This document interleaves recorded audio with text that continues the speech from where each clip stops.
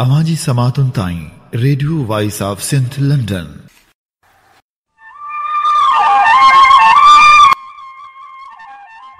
डिठे अॾींहं थियाम को ॼाणा कहिड़ा पिरी वलन जीअं वरियाम कूंदर ग़म पिरी जा भलारे भिट धणी जे भलारे बैत सां मुंहिंजी आवाज़ मुसाफ़िर radio voice of Sindh London तां जंहिंजा माग ॿुधिजे पियो उन्हनि मिड़नी महिरबाननि खे सिक भरियो सलाम शाल क़बूल पवे। सिंध लाइ विछोड़े जी अलामत बणिजी वियल ही डिसंबर महीनो ऐं डिसंबर महीने जी 27 तारीख़। जी हा, सिंध जे बीजल रागी सरमद सिंधी जे विछोड़े जो ॾींहुं ऐं सरमद सिंधी जी यादि में ख़ासि प्रोग्राम खणी आऊं अव्हां जी ख़िदमत में हाज़िर हबीब लगारी। सरमद सिंधी जेको न सिर्फ़ राग जो राणो हो पर सिंध वासियुनि जो बि राणो हो। हुन जो आवाज़ झरझंग में सिंध जी सुञाणप बणियो ऐं हुन सिंध जे दुखनि दर्दनि खे आलापे दुनिया ताईं पहुचायो। हू अहिड़ो रागी हो जंहिं वटां ॿुधंदड़नि खे रुगो मोहबतूं मिलियूं। हुन दिलि में न कॾहिं नफ़रत पाली ऐं न कॾहिं कंहिं लाइ ॿियाई दिलि जे दुनिया में आबाद कई। हू अहिड़ो मुसाफ़िर माण्हू हो जेको मोहबतूं पखेड़े ऐं धरती जो आवाज़ आलापे वियो हलियो। इहो ई सबबु आहे जो सिंध जा वासी अॼु बि सरमद खे सारियनि था ऐं अखियुनि मां आब हारिनि था। नाले वारे रागी सरमद सिंधी जो असल नालो अब्दुर्रहमान वल्द हयात अली मुग़ल हो। संस जनम 7 मई 1958 ते ज़िले ख़ैरपुर मीरस जे हिकु नंढड़े शहर पिरियालो में थियो। सरमद सिंधी मैट्रिक ताईं तालीम पिरियालो में हासिल कई। तंहिंखां पोइ टेक्निकल कॉलेज ख़ैरपुर में दाख़िल थियो, जितां 1980 में सिविल टेक्नोलॉजी में डिप्लोमा कयाई। 1980 में कराची डेवलपमेंट अथॉरिटी में सब इंजीनियर ऐं बाद में कराची बिल्डिंग कंट्रोल अथॉरिटी में असिस्टेंट कंट्रोलर मुक़ररु थियो ऐं ज़िंदगी जे आख़िर ताईं उन्हीअ उहिदे ते रहियो। सरमद सिंधी ॻाइण जी शुरूआति कॉलेज वारे दौर खां कई। ईअं ई हूअ पंजनि दोस्तनि में वेही झुंगारींदो हो। खेसि GSN जे नारे सां मोहबत हूंदी हुई। हूअ जॾहिं टेक्निकल कॉलेज में पढ़ंदो हो उन वक़्त बि कॉलेज में थींदड़ क़ौमी प्रोग्रामनि में क़ौमी गीत झुंगारे महफ़िल ते सहर तारी करे छॾींदो हो। अहिड़ी तरह संस सुरीले आवाज़ जा आलाप वॾियुनि महफ़िलुनि में पिण गूंजण लॻा ऐं सॼी सिंध में थींदड़ मुख़्तलिफ़ महफ़िलनि खे क़ौमी गीतनि सां गरमाए छॾींदो हो। उहो जनरल ज़िया वारे मार्शल जो दौरु हो ऐं सिंध में क़ौमी गीतनि खे चाह सां ॿुधो वेंदो हो। सरमद सिंधी क़ौमी काजनि में सॼी राति बीही क़ौमी इनक़लाबी गीत ॻाए ख़ासि करे नौजवाननि में नओं वलवलो ऐं जोश पैदा कंदो हो। जॾहिं बि हूअ ॻाईंदो हो त सिंधी नौजवान पडाल में झूमंदा हुआ। हिकु दोस्त नूर अहमद मेमन जी सलाह ते रहमान मुग़ल मां सरमद सिंधी बणियो। सरमद सिंधी खे रेडियो पाकिस्तान ते नाले वारे शाइर ऐं ब्रॉडकास्टर कोसर बुरड़े ऐं PTV ते समी बलोच मुतारिफ़ करायो। रेडियो पाकिस्तान हैदराबाद तां सुस आवाज़ में पहिरियों भेरो हिकु लोली मारो लोली अलो मियां नशर थी। TV ते सुस आवाज़ में ॻायल पहिरियों कलाम तुंहिंजी यादि जी वरिया वीर हो। उन खां पोइ सरमद बेशुमार अवामी गीत ग़ज़ल वायूं ऐं सूफ़ियुनि जो कलाम स्टेज रेडियो टेलीविज़न ऐं ऑडियो वीडियो केस्टनि ज़रिए ॻाए पढ़ियल लिखियल तबिके खां वेंदे हारियुनि ऐं पुहरितनि ताईं मञता माणी। सरमद सिंधी जो तालुक़ हिकु पेशावर फ़नकार जे ख़ानदान सां कोन हो, पर संस ख़ानदान हिकु मज़हबी घराणो हो जिते ॻाइण वॼाइण खे सुठो न सम्झो वेंदो हो। हुन राग जी बाक़ाइदा सिख्या ॻोठ मां लाला अज़ीज़, शाहिद बज़मी, उस्ताद ज़फ़र अली ख़ान, ज़हूर ख़ान ज़ेबी ऐं बेदल मसरूर खां वरिती। हुन ॻायो हमेशह अलॻि अलॻि रंग में। हुन जे ॻाइण जो अंदाज़ समूरनि फ़नकारनि खां मुख़्तलिफ़ हो। हुन कॾहिं बि फिल्मी तर्ज़नि ते न ॻायो। हू अक्सर धुनूं पाण कंपोज़ कंदो हो ऐं शाइरी जी चूंड में महारत रखंदो हो। संस हमेशह इहा कोशिशि हूंदी हुई त सिंधी मौसीक़ी में जिदत आणिजे। हुन हमेशह धरती ते थींदड़ ॾाढ ज़ुल्म ऐं जबर जे ख़िलाफ़ पंहिंजे इनक़लाबी आवाज़ जे वसीले जंग कई। हुन हर मौज़ू ते ॻायो। संस महवर समाज ऐं धरती जा सूर हुआ। हुन वटि संस लाशऊर ऐं ॾात जे ॾेह में हिकु अहिड़ी ख़ूबी हुई जा कला जे पाबंदियुनि जी मुहताज कान हुई। सरमद सिंधी जा वॾा असल सखर जा हुआ ऐं अमली तरह हुन पंहिंजो पाण पंहिंजे घर भातियुनि ऐं पंहिंजे ॿारनि खे सिंध धरती जी मिटी सां रचाए छॾियो हो। खेसि सिंध जी धरती ॿोली ऐं तहज़ीब सां बेइंतहा मोहबत हुई। हुन सिंधियुनि जे दिलनि जी तर्जमानी कई। सरमद सिंधी क़ौमी प्रोग्राम जी दावत जी का बि फीस वग़ैरह न वठंदो हो। खेसि कंहिं क़ौमी का जी दावत न बि मिलंदी हुई त बि फ़र्ज़ु सम्झी हुन प्रोग्राम में पाण मुरादो हलियो वेंदो हो। संस दोस्तनि खे चयल हूंदो हो त कंहिं बि सिंधी जी दावत ॾियण ते संस अचण जी पक ॾेई छॾियनि। हुन कॾहिं बि पैसनि जी ख़ातिर न ॻायो, पर पंहिंजे दिली शौक़ जी पूराई ऐं धरती जो फ़र्ज़ु सम्झंदे ॻायो।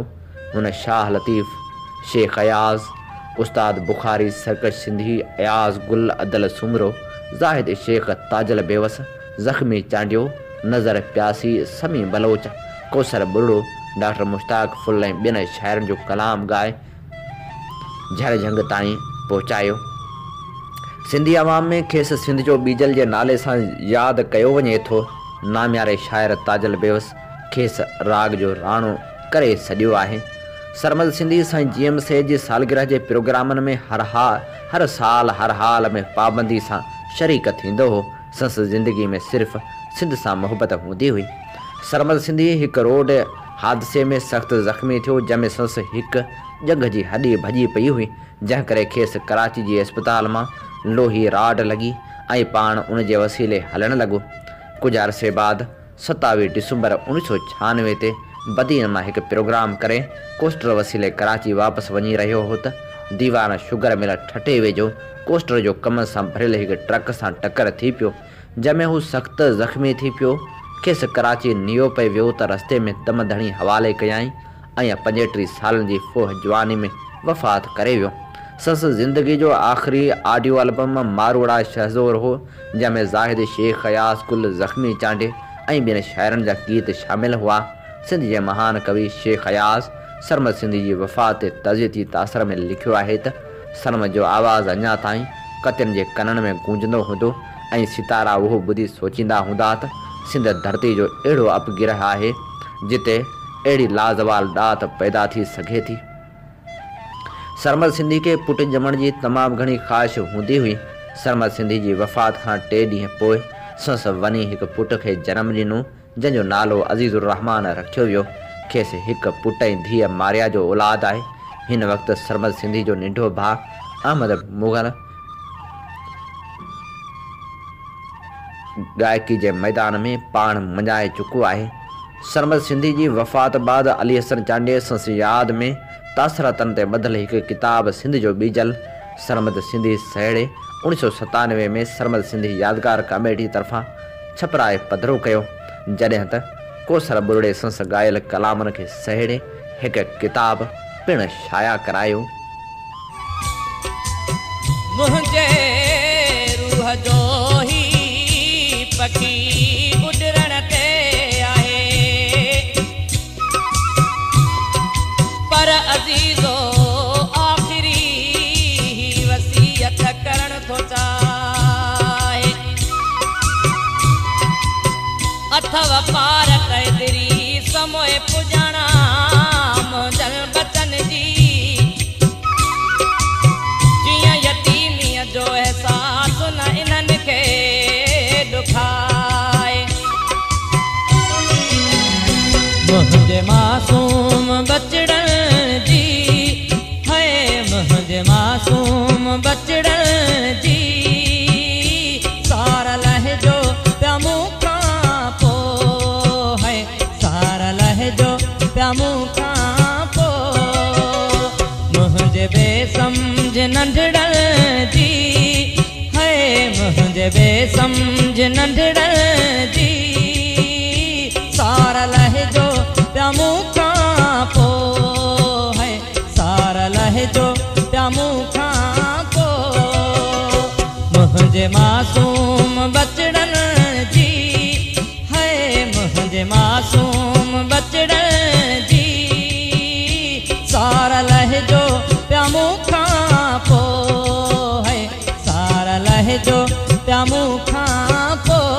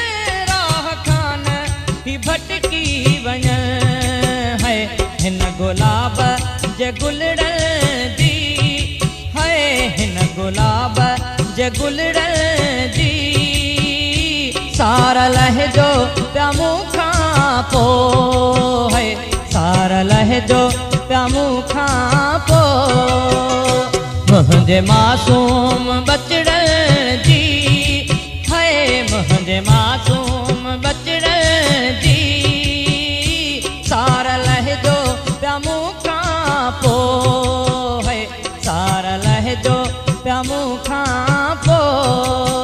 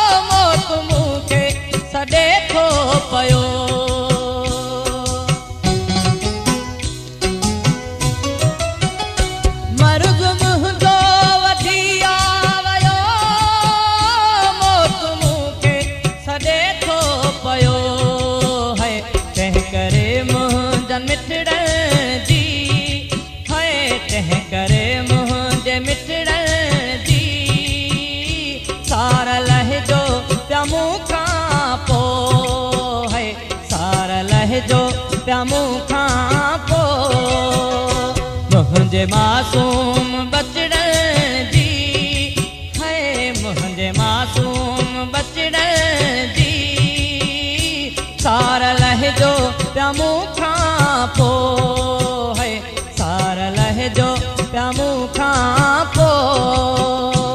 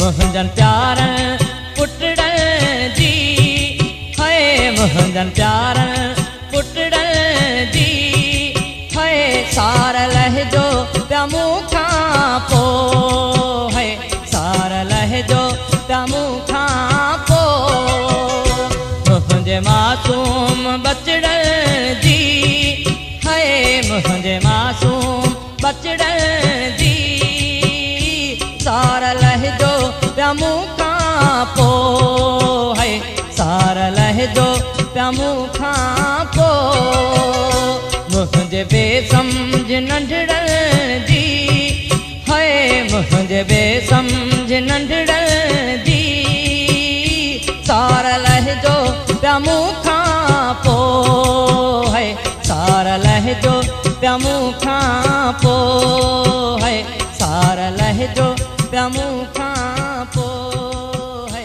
सारा लहजो पिया मूंखां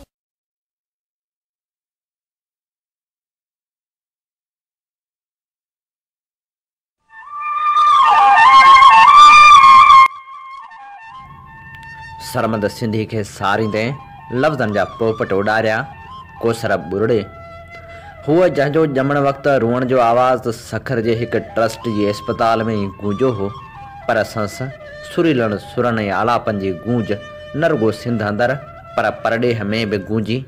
ऐं जॾहिं फोत थियो त सिंध जी हराख आली थी ऐं केतिरनि ई घरनि में ग़म जो तॾो विछायो वियो। केतिरनि ई अलहड़ जवान नारियुनि केतिरनि वेलनि ताईं मानी खाइण छॾे ॾिनी। ईअं लॻो पए ॼण हूअ को पिरियालो जो शहज़ादो न पर हर ग़मज़दा घर जो भाती हुजे। हूअ जंहिंजी छटी जो नालो हालेजवी जे बुज़ुर्गनि रखियो, छो त हुनजो पीउ हयात अली मुग़ल उन्हनि बुज़ुर्गनि जो पोइलॻ हो ऐं मज़हबी ख़्यालनि जो माण्हू हूंदो हो। उन करे ई चाचो हयात अली न चाहींदो हो त संस औलाद मां को ॻाए। संस वालदेन पंहिंजे अलबेले पुट जी स्कूल में ॼमण जी तारीख़ त 7 जुलाई 1961 लिखाई, छो त हूअ वॾो थी वियो हो। उन करे संस उमिरि थोरी लिखाइण वालदेन जी मजबूरी हुई। हूअं संस ॼमण जी असल तारीख़ 7 मई 1958 आहे। हूअ जेको नंढे इलाइक़ो सुरनि खां वधीक साज़ तरफ़ माइल हो, साज़ बि चिंग अबल वाह में दोस्तनि सां गॾु नटण उस में घर वारनि खां लिक चोरी में तरण जो शौक़ीन हो। उनखे उन वक़्तु इहा ख़बर कोन हुई त उन साज़ ऐं आवाज़ सां संस नातो रिश्तो अहिड़ो त मज़बूत ऐं अटूट बणिजी वेंदो जो बकोल उस्ताद बुखारी जे तुंहिंजो मुंहिंजो नातो रिश्तो शायदि मौत छिने। हूअ जंहिंजी इब्तिदाई तालीम त खजनि फारवन ऐं गुलाबनि वारे शहर पिरियालो में थी, पर टेक्निकी ऐं फ़नी तालीम जी इब्तिदा टेक्निकल कॉलेज ख़ैरपुर ऐं उनजे हॉस्टल में परवां चढ़ियसि। हू जेको भाइरनि ऐं भेनरनि में 5 नंबर रखंदड़ 100 स्टार जो मालिक हो, उन सां जुमे जे ॾींहं जो ॾाढो वेझो तालुक़ हो। संस शादी बि संस अमड़ जी मर्ज़ी सां 24 डिसंबर 1993 में पाड़े जे सिंधी पठाणनि मां हिकु निगरी सां थी ऐं उहो बि जुमे जो ई ॾींहुं हो। जॾहिं कराची ऐं ठठे जे विच में बदीन खां वापसी ते असुर महल हादिसो पेश आयुसि ऐं सुबुह जो 6 वॻे दम धणी हवाले कयाई, उहो बि जुमे जो ॾींहुं हो। इंतिहाई वेझा ज़रिया ॿुधाइनि था त बदीन में संस ज़िंदगी जी आख़िरी महफ़िल जेका हिकु शादी जी महफ़िल हुई, उन में जॾहिं हुन सॼी राति ॻायो त मथां नोटनि जी एतिरी त बरसाति थी जो शायदि ज़िंदगी में कंहिं महफ़िल में न थी हूंदसि। उन महफ़िल में संस परस्तार ऐं नशे में धुत थियल माण्हू खेसि बार बार तंग करे रहिया हुआ, खेसि चुमियूं ॾेई रहिया हुआ, भाकुर पाए रहिया हुआ, पर उहो पंहिंजे मिलनसार ऐं हर दिल अज़ीज़ तबियत जो उबतड़ उन्हनि परस्तारनि खां बेज़ार थी जान छॾाइण जी कोशिशि बि करे रहियो हो ऐं महफ़िल में अहिड़े अंदाज़ सां ॻाइण में मशग़ूल ऐं महू रहियो ॼण खेसि उहा ख़बर हुजे त हीअ महफ़िल संस ज़िंदगी जी आख़िरी महफ़िल आहे। हुनखे कहिड़ी ख़बर हुई त चाहतनि सां डांस निहारींदड़ खुमारियल आसाइतियुनि अखिड़ियुनि में मौजूदु मौत जो राकास बि तारा फोटारे संस वापसी जो इंतज़ारु करे रहियो आहे। हूअ जंहिंजी ज़िंदगी ऐं फ़न क़ौमी ख़िदमत लाइ अर्पियल हो, उन जी ज़िंदगी जी आख़िरी महल जो आख़िरी कलाम बि उहा कातल बदिलो वठंदासीं आहे। हूअ राति जो महफ़िल पूरी करे ऐं पैसनि जी मुरादी ॻणाए रहियो हो त उनखे कुझु नौजवान फिरी आया ऐं चवणु लॻा असांजो हिसो किथे आहे। हू खेनि प्यार वारे अंदाज़ में सम्झाए रहियो हो त भाउ मूं सॼी ज़िंदगी अव्हां सां गॾु क़ौम जी ख़िदमत कई आहे, फंक्शन में मुफ़्त में ॻायो आहे, अव्हां मूंखां छाजो हिसो घुरी रहिया आहियो। थोरो गोड़ थियो त मेज़बाननि उन शागिर्दनि खे इहो चई टारे छॾियो त सुबुह जो सवेर अचिजो, तव्हांखे हिसो वठी ॾींदासीं। सुबुह जो हुन अमर रागी खे बदीन खां ॿाहिरि कंहिं दोस्त वटि नाश्तो करे पोइ कराची वापसि थियणो हो, पर उन्हनि लालची बिगड़ियल नौजवाननि जे डप खां हू अमन पसंदि शख़्स असुर साईं कराची जो राही बणियो, गोया अजल जी राह जो पांधेड़ो बणियो। हुन जो पहिरियों हादिसो जेको अप्रैल 1993 में सखर रोड ते थियो हो, उहो बि इतफ़ाक़ सां हिकु शादी खां वापसी ते ई थियो हो। उहो त एतिरो शदीद हो जो संस बचणु मुश्किल हो। मदाहनि जे बेहिसाब दुआउनि ऐं संस चवण मूजिबि हुनजी अमड़ जे दुआउनि ऐं ख़ुदा जी महिरबानी सां बची वियो हो। ऐं जॾहिं हुन हादिसे खां बची वियो त हू ख़ुदि त कुझु अरसे लाइ अपाहिज बणिजी वियो, पर संस फन अपाहिज न बणियो हो। हेकर अकबर शाह जी वरसी में मेहड़ में व्हील चेयर ते वेठे वेठे ॻाईंदे संस जज़्बनि में जोत अची वई ऐं बाह वांगुरु भड़को खाई वेल चेयर खे परे धिके पहिरियां थिड़ंदे ऐं पोइ पाण संभालींदे ॿीहर बीही ॻाइणु शुरू कयाई त पंडाल में वेठल हज़ारे प्रस्तारनि सीट ने होकरण सां ख़ुशी जो इज़हार कयो हो। हू उन हादसे मां बची वियो हो जेको मौतमार पियो हो ऐं वधीक ख़तरनाक में बदीन खां वापसी ते पेश आयल हादसे खां पोइ बि हूअ ॻाल्हाईंदो रहियो, हम सफ़रनि सां कचहरी कंदो रहियो। जॾहिं पेरनि ते आलाण महसूसु कयाई त ॾिठाई एतिरो खून वही चुको हो जेको मौत जो कारण बणिजी वियो। हूअ जंहिंजे मीडिया जी ज़िंदगी जो आवाज़ु हिकु लोली शेख अयाज़ जे गीत रात आई वई ऐं समी बलोच जे गीत तुंहिंजे यादि जी वरियावीर सां थियो। पोइ हज़ारनि गीतनि असांजे समातनि खे गुलनि वांगुरु आछाई। हूअ जेको कलाकार बि हो अजीब हो त इंसान बि अजीब हो, गुलकार बि मुनफ़रद हो त माण्हू बि मुनफ़रद। उनजी वफ़ात खे केतिरा ई साल गुज़री विया आहिनि, पर अॼु बि उनजी शख़्सियत ऐं गीतनि जो सहर सिंधी माण्हुनि जे दिलि ऐं दिमाग़ मां टुटी ऐं निकिरी नाहे सघियो। हूअ जेको अज़ीज़ुर रहमान ऐं मारिया जो पीउ त ज़रूरु हो, पर किरोड़े सिंधियुनि जी दिलि जी धड़कन हो। पिरियालो में मखदूम इस्माइल रह जे दामन में मौजूदु क़ब्रिस्तान में पंहिंजे वाल जी पिरांदी खां अब्दी आरामी आहे। उनजी क़बर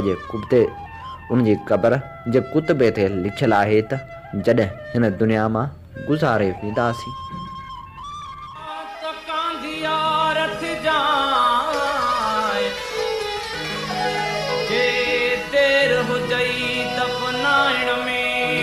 थोरो तरस जाए और खान ले अजीज भली तू न रोई जाए, उते लोड़ लट जाए पिरी पैदल पेरन जॾहिं हिन दुनिया मां गुज़ारे वेंदासीं, जॾहिं हिन दुनिया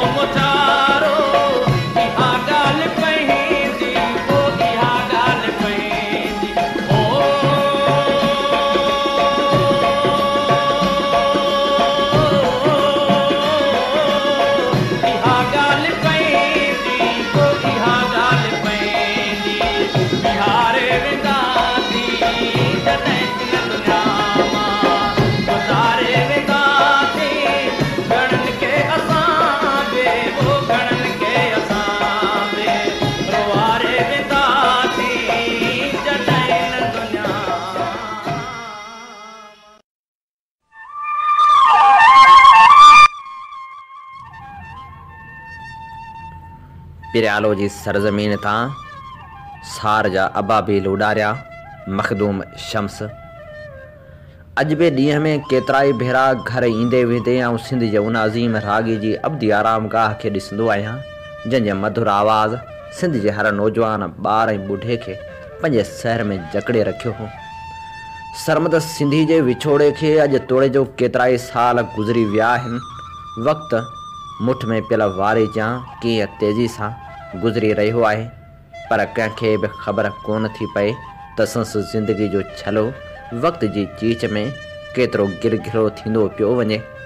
सरमद जे अहिड़े ओचिते विछोड़े असां सभिनी खे सख़्ते में आणे छॾियो हो, जंहिं दौर में हर ज़ुबान ते ताला लॻल हुजनि, जंहिं दौर में सिंध जे मारनि जा ॾुख दर्द ॿुधण वारो केर बि न हुजे। उन दौर में पिरालो जे निड़े शहर मां हिकु आवाज़ उथियो जंहिं पंहिंजे मिठड़नि सुरनि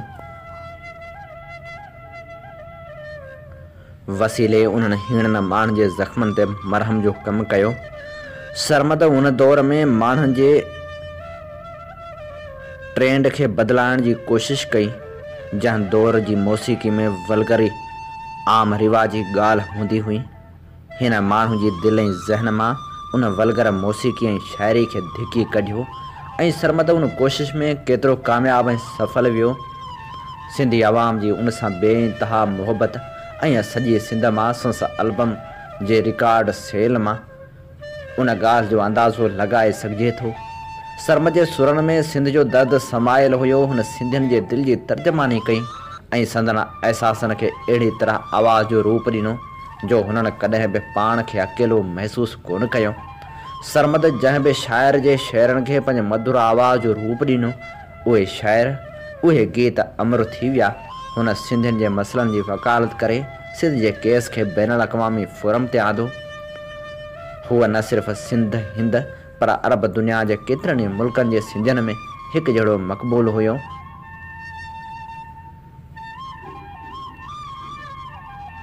सरमद सिंधी जे किरदार इख़लाक़ी अमल खे ॾिसी यकीनन इहो चई सघिजे थो त हूअ सिंध जो हक़ीक़ी हीरो हो। हुनजे दिलि में रहम प्यार ऐं पाबो जो अंदाज़ो उन ॻाल्हि मां लॻाए सघिजे थो त संस अबाणे शहर पिरालो में केतिरा ई ग़रीब ख़ानदान आबाद हुआ जिन जी सरमद माली मदद कंदो हो ऐं हुन कॾहिं बि उन्हनि खे इन ॻाल्हि जो अहसासु थियणु कोन ॾिनो त हिन वसीले कंहिंजे घर में चुल्ह ॿरी रही आहे। सिंध जो माज़ी ऐं हाल गवाह आहे त सिंधी मौसीक़ी में जेतिरी मुख़्तसर अरसे में सरमद सिंधी मक़बूलियत हासिलु कई, ओतिरी कामयाबी शायदि ई ॿिए कंहिं फ़नकार हासिलु कई हुजे। अॼु तोड़े जो हूअ जिस्मानी तरह असांजे विच में मौजूदु कोन्हे, पर संस सुरीलो आवाज़, संस वजूद जो अहसासु ऐं संस यादूं हमेशह असांजे विच में रहंदियूं। ये कौन अंधेरों की बात करता है, अभी तो चांद तेरी याद की ढली भी नहीं। अचो त अॼु पंहिंजे मसरूफ़ ज़िंदगियुनि जे लम्हनि मां कुझु घणियूं कढी खेसि दुआनि जी शिकल में भेटा पेश करियूं।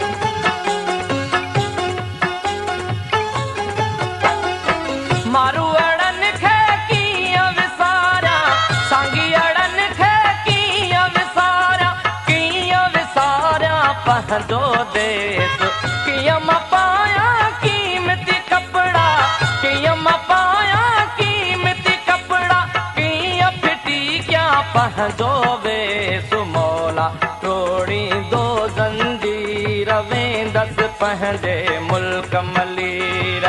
मौला तोड़ी दो जंजीर वेंदस पंहिंजे मुल्क मलीर। मारू अड़न खे कीअं विसारिया, सांगी अड़न खे कीअं विसारिया।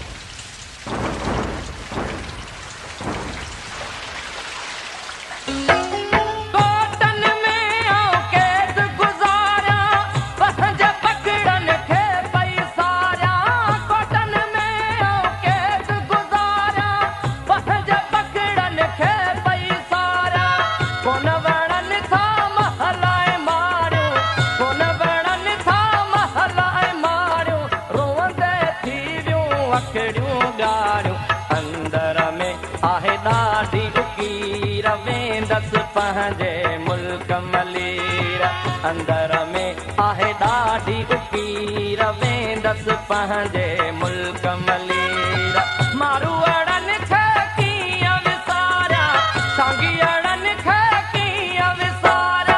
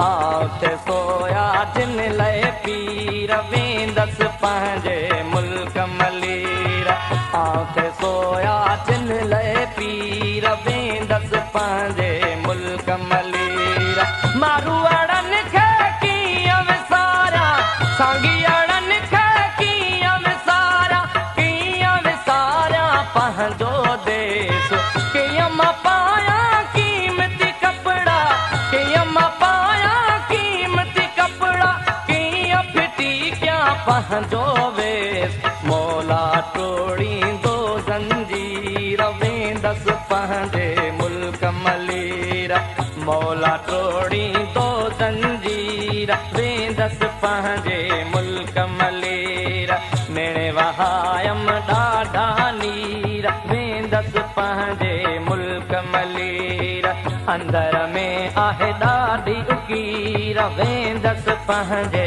मुल्क मलीर आउते सोया जन लए पीर वेंदसि पंहिंजे मुल्क मलीर आउते सोया जन लए पीर वेंदसि पंहिंजे मुल्क मलीर मौला टोड़ींदो ज़ंजीर वेंदसि पंहिंजे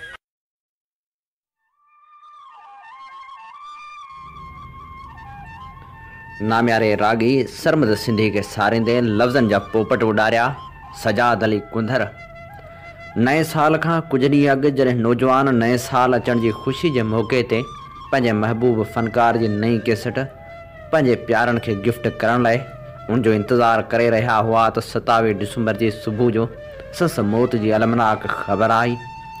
उहा वेसाह न करण जोगी ख़बर सरमद सिंधी जे मौत जी हुई।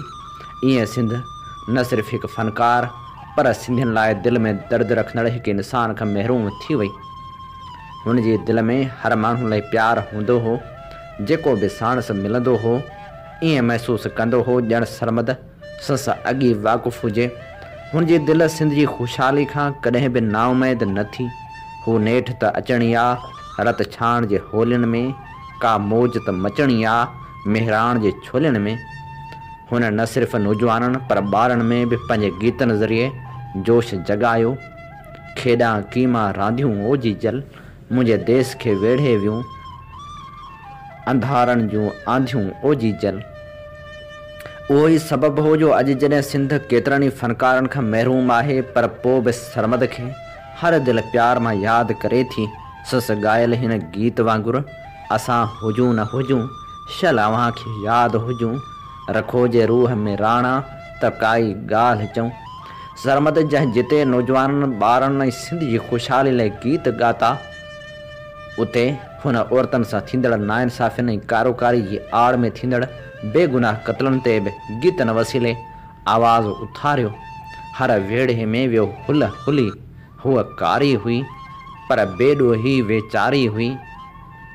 सरमद जंहिंखे ॿुधण खां पोइ नौजवान मजबूर थी खेसि चुमण लाइ स्टेज ते चढ़ी पवंदा हुआ।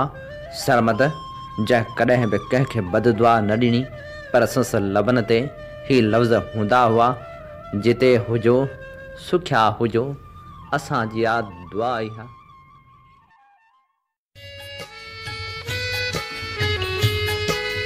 साहिद मन में आ सजा बारा थम दिया अंदर मंजलिया नेट तपाई दो पेरी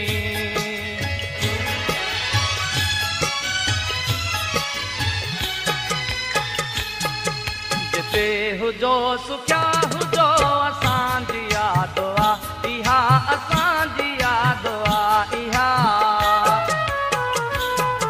जिते हुजो सुखिया हुजो असांजी आ दुआ इहा असांजी आ दुआ इहा। कॾहिं कॾहिं मिली वञो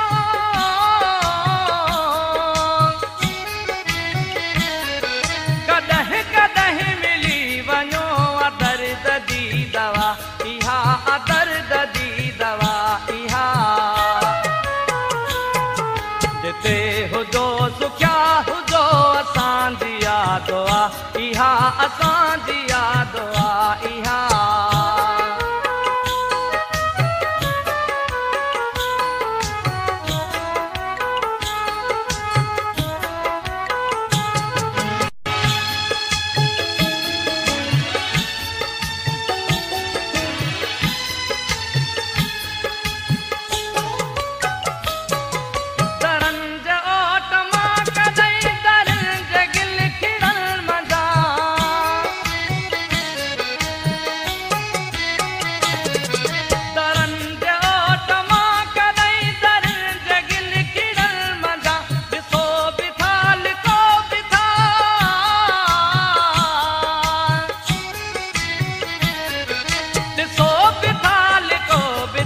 अजीब आदा इहा अजीब आदा इहा। जिते हुजो सुखिया हुजो असांजी आ दुआ इहा असांजी आ दुआ इहा।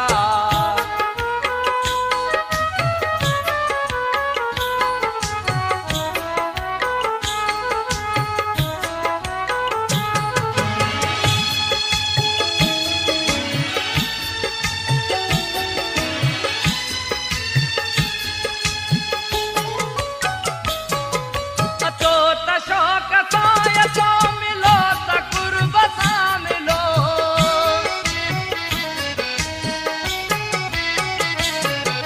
अचो त शौक सां अचो मिलो त कुर्ब सां मिलो खिलो त रूह सां खिलो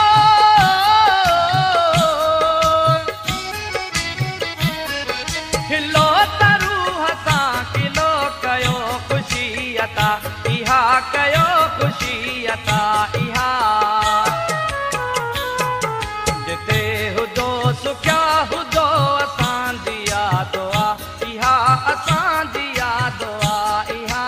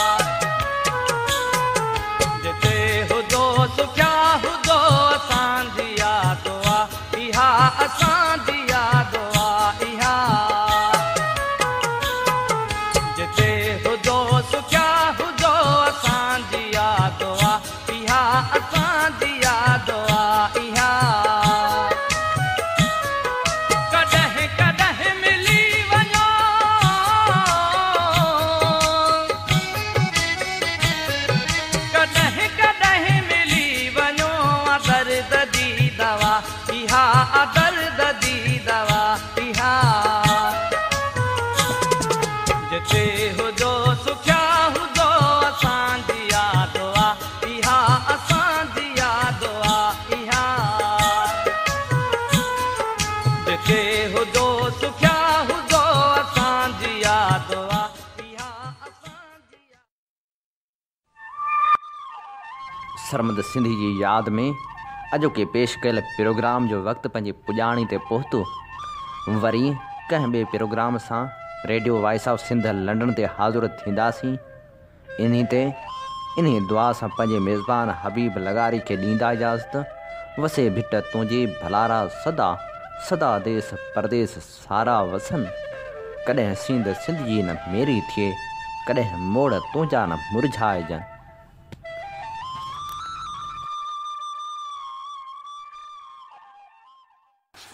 सिंध मुंहिंजी अमा सूह तुंहिंजी मथां छा लिखी छा लिखां छा लिखी छा लिखां सिंध मुंहिंजी अमा। दुनिया जा सिंधियो हिक मुठ थी सिंध बचायो। सिंध मुंहिंजी अमा सूह तुंहिंजी मथां छा लिखी छा लिखां।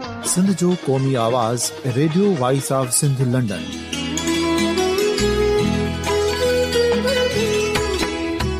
Radio voice of Sindh London पंहिंजी नशरियात में सिंध जी सियासत, समाज, इक़्तिसादियात, तारीख़, क़ौमी उमंगुनि ऐं इख़्लाक़ियात मुतलिक़ सिंध जी हक़ीक़ी तर्जुमानी कंदे प्रोग्रामनि खे असराइतो बणाइण लाइ सिंध जे घण घुरनि ऐं धरतीअ सां प्यार कंदड़ अदीबनि, दानिशवरनि, सहाफ़ियुनि, उस्तादनि, वकीलनि ऐं हर तबिके जे मानवारनि सजणनि खे सिंध में शऊरी इनकलाब लाइ सहकार जो सॾु ॾियूं था। अचो त गॾिजी सूफ़ियुनि ऐं संतनि वारी सिंध जो ओज हिकु मुठ थी वरी वापसि आणण वारे सफ़र जा साथारी बणिजऊं।